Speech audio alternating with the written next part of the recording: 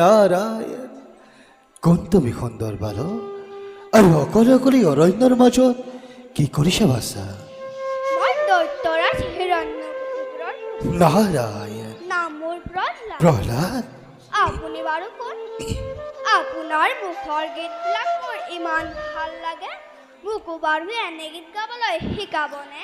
বাছা প্ৰহ্লাদ মই কৈছো দেশে বিদেশী গীত গাই গাই ঘূৰি ফুৰা এই সন্ন্যাসী ফকীৰ মাত্ৰ যাৰ পিন্ধিবলৈ এখনি ভাল বস্ত্ৰ নাই, যাৰ খাবলৈ মুঠি ভাল অন্ন নাই, তেনে লোকে শৰীৰ গুণাৰ কীৰ্তন কৰি ঘূৰি ফুৰে বাছা তুমি কৈছা ত্ৰিভুৱন বিজয়ী হিৰণ্যকশিপুৰৰ পুত্ৰ তেনেস্থলত এই ৰাজকীয় সুখ ভোগৰ মাজত থাকি তোমাক আকৌ হৰি কীৰ্তনৰ কিহৰ আৱশ্যক ৰজাই ল'ৰা হ'লে হয় নাম ল'ব নাপায় বুলি আপোনাক কোনে ক'লে? ৰজালি ল'ৰা হ'লেও শ্ৰীহৰিৰ গুণানুকীৰ্তন কৰিব পাৰি সঁচা, কিন্তু তোমাৰ পিতৃ হিৰণ্যকশিপু শ্ৰীহৰিৰ মহাশত্ৰু আৰু তেনেস্থলত যদি তুমি হৰিৰ নাম লোৱা তেন্তে তোমাৰ পিতৃয়ে কিন্তু তোমাক খং কৰিব বাছা মোৰ পিতৃয়ে ঈশ্বৰত মহাশত্ৰু বুলি ভাবিছে কিয়?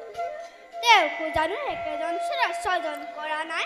নিশ্চয় তোমাক মোক আৰু আমাক সকলোকে সেই একেজন ঈশ্বৰে কৰিছে স্বজন, কিন্তু নাজানো প্ৰহ্লাদ কিয় তোমাৰ পিতৃ সেই হৰিৰ নামত একেবাৰে খঙত উন্মাদ হৈ পৰে আপুনি বাৰু মোৰ এক চিনি পায়নে?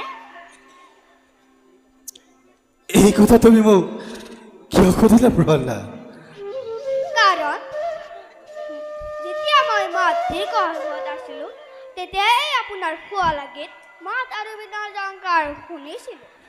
বাছা প্ৰহ্লাদ মইতো তোমাক কৈছোৱেই যে মই কৈছো গীত গাই গাই ঘূৰি ফুৰা এক সন্ন্যাসী ফকীৰ মাত্ৰ আৰু কেতিয়াবা ক'ৰবাত হয়তো গোৱা শুনিবও পাৰা তেন্তে ব'লা এবাৰ ইয়াত আমি সময় নষ্ট নকৰি তোমাৰ মাতৃৰ পাশে যাওঁ, তোমাক নাপাই চাগে তোমাৰ মাতৃ অতিকে চিন্তিত হৈ পৰিছে, তেন্তে মই এটি গীত আৰম্ভ কৰোঁ। এই হৰিনাম বিষাৰী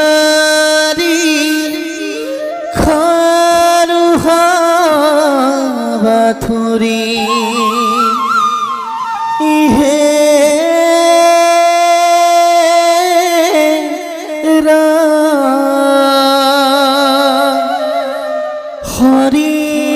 হরিনাম কোতে बोला प्रहलाद বিষারি বিষারি খালু বাথুরি হে